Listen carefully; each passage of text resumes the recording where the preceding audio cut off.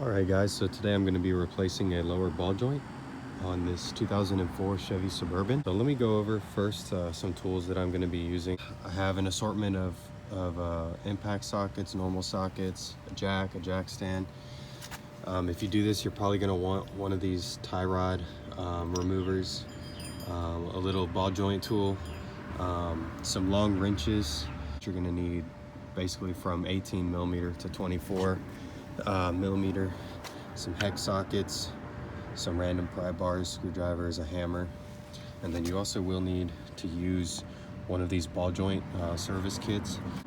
Press out the old ball joint, and to install the new one you will need one of these to do this job.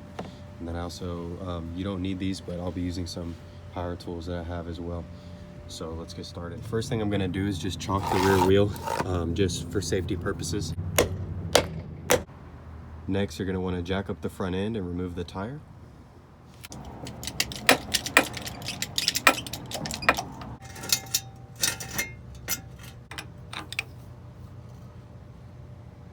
Lower that down onto the jack stand.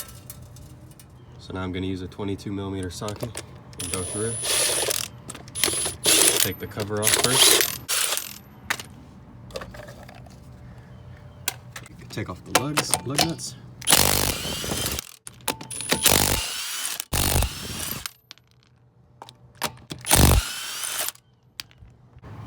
I'm going to get the wheel out of the way.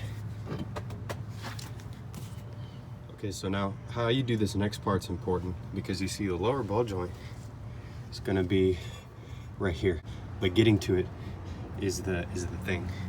So basically the easiest way to do this is to actually take this whole hub off. It's easier than it looks. Basically you just have to remove the brake caliper and then move the speed sensor, disconnect that and get that out of the way. And once you do that, you'll basically remove the upper and the lower ball joint nuts, separate them, and then you'll be able to remove this whole hub, and that'll give you easy access to the ball joint. These rotors are pretty worn, they have quite a lip on them. So what I'm going to do is I'm going to take a screwdriver, stick it in here, in between the slots in the rotor like that, and I'm going to pry against the caliper like this in order to open it up. That way when I unbolt it, it'll be able to come off easier, and the pads won't get caught on the lip of the rotor. So just spread that a little bit. Next comes the 10 millimeter socket, and you're gonna want to unbolt this little nut right there. Get that out of the way. Move this bracket. Okay. Next, just use an 18 millimeter socket, or you know, a drill or whatever you have, like in this case. And you're going to want to remove the nuts holding the bracket for the brake caliper. 1, 2. Bolts out of the way, you should be able to grab this whole caliper assembly and move it out of the way. I should mention too, before you lay this completely aside, you may want to take a flathead screwdriver and then remove the ABS, the wheel speed sensor, from this bracket. The reason being, you don't want any tension being pulled on this sensor. You don't want to damage it. As you can see, I have my brake caliper laid to the side. It's not really the most ideal place to put it, but for now I'm just trying to work with what I got. So from this point, what you're going to probably want to do is just go ahead and take this rotor off. And the reason being, so that you can get to this speed sensor and go ahead and take that bolt out. So this is a 3/16 or whatever the metric's equivalent. So I'm just using a ratchet, and it's not in there very tight at all. It's almost finger tight. So you just go ahead and take that bolt out. Then just wiggle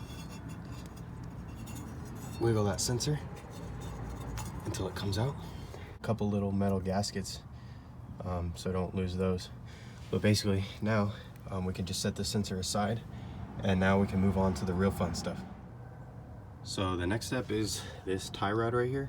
There's an 18 millimeter nut right here on the bottom. You're just gonna want to remove that. I'm gonna come right here,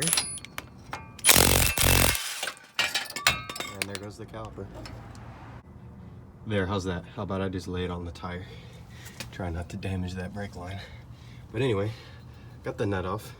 So the next thing I'm gonna want to do is going to want to grab this tie rod removal tool. You could just beat on this right here with a hammer and it will come off eventually, but for I think $15.99 at Harbor Freight I picked this up, and it's a lot easier to do this. So basically slide this tool, try to do this one-handed, slide this tool over right here. So with the tool set up, that'll be easy enough. Ratchet on this thing until it pops off. Just like that. Easy. A lot better in my opinion than beating on it with a hammer. Just spend the $16 and get one of these. Okay, next I'm gonna take the 24mm wrench, or you can use a socket, and you're gonna want to get right under here and remove the nut for the lower ball joint. You don't really have to do this, but I like to. And then I'm gonna go this way and start loosening that nut, just like that. Okay, so now with that nut removed down here, the next part is going to be basically separating this this knuckle and this hub from the lower control arm. I'm going to be using this fork here. Okay, so basically once you have that nut off, you're going to get one of these ball joint separator fork deal. Shove it in there to the side, and then once you have it shoved in there, you just whack the crap out of it with the hammer until it pops loose. So you just hit it right here, and then make sure that the forks on that are going all the way through. See if I can show you. Like that. Make sure that each fork on either side is going all the way through, and that it's not hitting on part of the hub assembly. Once you have it through, then just whack it. Film and hit it at the same time, but basically I gave it a few pretty hard whacks. It's loose. The next step is you're gonna wanna get this one loose on the top. So you're gonna wanna take that, I think it's an 18mm, take this nut off. So I'm using an 18. I'm just gonna loosen this. It's not on very tight. Gonna take that all the way off. Right, this one, I'm using my tie rod puller because I'm trying not to damage the boot up here. So basically same procedure like on the tie rod. Just tighten it until it pops off. I'm gonna put the camera down because as soon as this thing pops loose, this whole hub's gonna come falling down. So I'm gonna try to catch it. You can see it's loose now. So now it just slides off and the whole thing comes out just like that. Now you may be asking yourself, why take the whole hub off in order to do this? Well, the answer to that is simply because the way that this hub fits on there, it's made to slide off and on over this one and over this one at the same time. So if you leave this one attached, you're gonna have a very hard time trying to slide this out. It's gonna be almost impossible, if not impossible, to get it back in. Trust me. So I'm gonna go ahead and show you guys what to do next, which basically all you do next, you probably wanna clean this up a little bit so you can really see what you're doing. So just get a screwdriver, scrape off some of this crud. So with it cleaned up and a lot of that dirt gone, you can see that, that there's a couple spots here. There's one over here, and then there's actually four, one here and one here, where it's basically like a sort of a, it's been hammered down. So basically you're just gonna wanna take a little chisel and kind of hammer those back straight, because you're gonna wanna press it out down like that.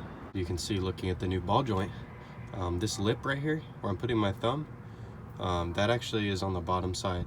So this ball joint, it presses out downward and it gets installed from the bottom up, and then this lip presses up against the bottom side of this control arm, and then this part right here with these little ridges on it actually go inside the control arm. Gone around with the little chisel bit, and that kind of hammered on those areas where they were overlapping. And it doesn't have to be perfect, it just needs to be a little bit better, easier to press out. Now as far as pressing this out, as long as you have yourself one of these, it's really not all that difficult. All you're gonna wanna do is find, let me actually show you with the new ball joint. So here's a new ball joint, it's got this lip. So what you're gonna wanna do is you're gonna wanna find something that's a little bit bigger than this lip. And you can rent this tool at any auto parts store. I mean, I bought this, but you can go to like AutoZone or O'Reilly and they'll rent it out for you with a deposit. So you're gonna wanna find one like this where the whole ball joint can fit inside of it. And then, so you get yourself one of these. The purpose of that is because it fits right over here, and it fits over the ball joint and it presses against the control arm itself. And then you're gonna wanna get this little cap here. That way the stud can fit through it. So basically the way that it gets assembled is you take that little cap, this goes on top, and this ends up fitting around here. And then on this end, you will take this big old C-clamp. Let me show you how to assemble it. So you basically just have it assembled this way, the way I showed you on the bottom. You want to make sure this is not touching the actual ball joint, only the control arm. And then the screw on the top is pressing down against the ball joint. So then from that point, you just tighten the screw, and then the ball joint will press out through the bottom. So as you can see, each time I turn it, let me see, it's getting pressed down further and further. So I'm gonna keep turning. It's getting pressed down. So let me turn it again. It's going down. A few more revolutions. This thing's really getting pressed down. So any second it should pop loose. Loose like this. And you'll have the old ball joint inside here. You just take it off. This is it. The old ball joint. And now when you go to install the new one, you just have to make sure that the hole inside here and the control arm is clean. So I'd wipe it down and spray it with some grease. Probably wipe all this off too. So get that cleaned up. So once it's cleaned up pretty well, then your new ball joint, just pay attention to where the little grease fitting is at, and make sure you don't put that face towards your wheel, because then you won't be able to get a grease gun in there. So face it this way or this way or this way, just don't face it over here. So then basically when you put the new one on, you set it up to where you have your little cap on top, so the ball joint has room to go up in there.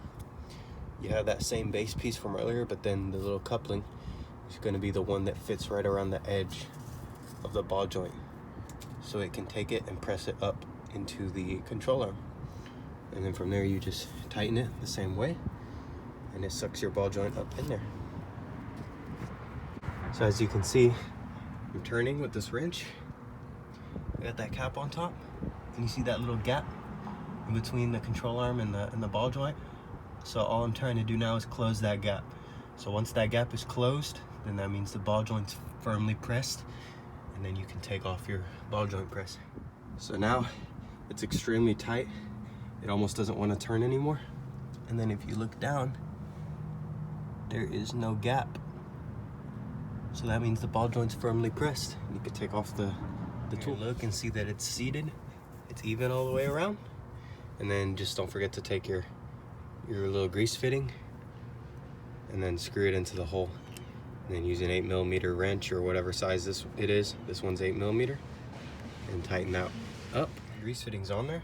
You don't need to get it that tight, just kind of snug, barely snug. And then the customer wants me to go ahead and change this shock out too. So I'm gonna do that real quick. And I won't film it because that's not really the point of this video. I'm gonna change this shock real quick, and then I'll show you guys how to get the hub back on there. So new shock installed. And now to put this hub on, it's pretty easy. You just slide it over the stud for the lower and upper ball joint basically at the same time. Then try to do this. I don't know if I can do this one-handed. Let me do this. Slide it over the lower.